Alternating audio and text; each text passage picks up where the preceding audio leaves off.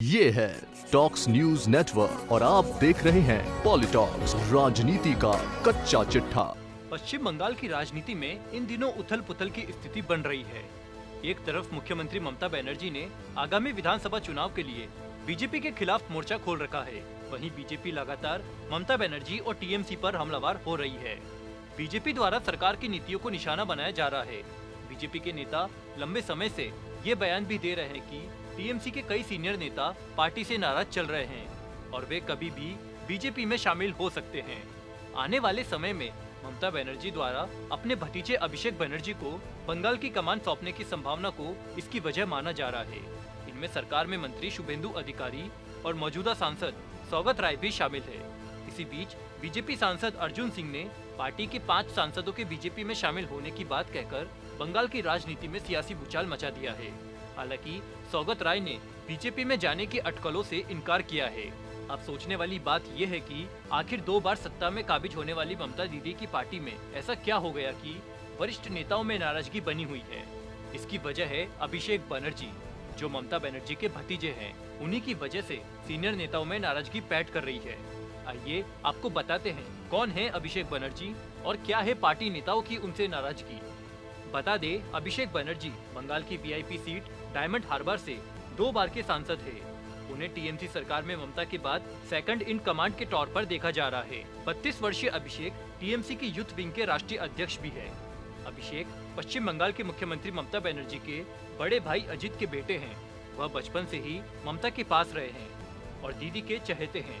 पढ़ाई कोलकाता के बिरला स्कूल से हुई। इसके बाद उन्होंने Indian institute of planning and management से डिग्री ली।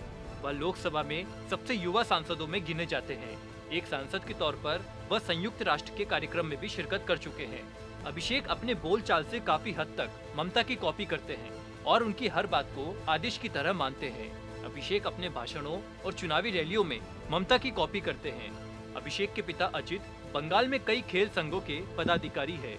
इनमें पश्चिम बंगाल ओलंपिक संघ शामिल है, जिनमें अभिषेक अध्यक्ष हैं। वह खिलाड़ी भी रह चुके हैं। अभिषेक और ममता के रहन सहन में काफी विभिन्नता है। ममता जहां साधारण व्यक्तिगत वाली महिला है, वहीं अभिषेक कोलकाता के कालीघाट में आलीशान बंगले में रहते हैं, जहां पुख्ता सुरक्षा के साथ सारी सुख सुविधाएं मौजूद है। घर के बंगले में अवैध तौर पर हेलीपैड होने के आरोप भी लगते रहे हैं।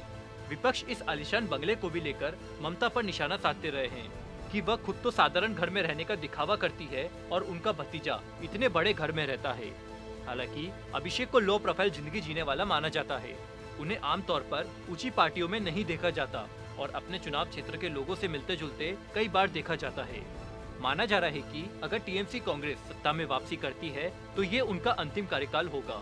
ममता इस समय 69 वर्ष की हो चुकी है और जल्द से जल्द अपनी विरासत किसी और को सौंपना चाहती है। क्योंकि ममता बनर्जी अविवाहित है और उनके कोई संतान नहीं है, ऐसे में अपनी छवि मानते हुए ममता चाहती है कि भविष्य में टीएमसी कांग्रेस पार्टी की बागडोर अभिषेक संभाले।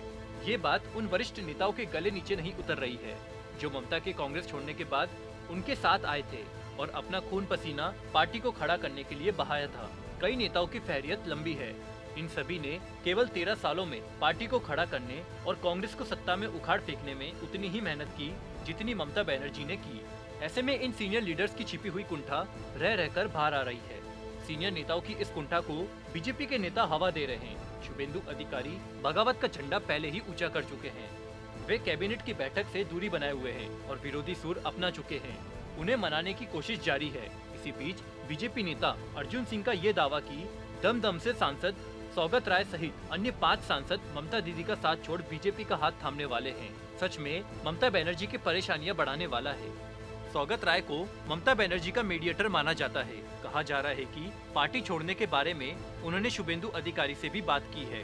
अन्य नेताओं के भी इस तरह की बातें सामने आ रही है। हालांकि शनिवार शाम सांसद सौगत राय ने बयान देते हुए कहा कि मर जाऊंगा लेकिन बीजेपी में नहीं जाऊंगा। उनका ये बयान दीदी को थोड़ी राहत देने वाला जरूर है। अपने भतीजे अभिषेक बनर्जी को सत्ता की कुर्सी पर बैठाने की कोशिश में अपने वफादार नेताओं को साइडलाइन करना ममता दीदी के लिए आगामी विधानसभा चुनाव में भारी पड़ेगा या नहीं, ये देखने वाली बात होगी। पॉलिटॉक्स ब्यूरो, दिल्ली। ये है टॉक्स न्यूज नेटवर्क और आप देख रहे हैं पॉलिटॉक्स, राजनीति का कच्चा चिट्ठा।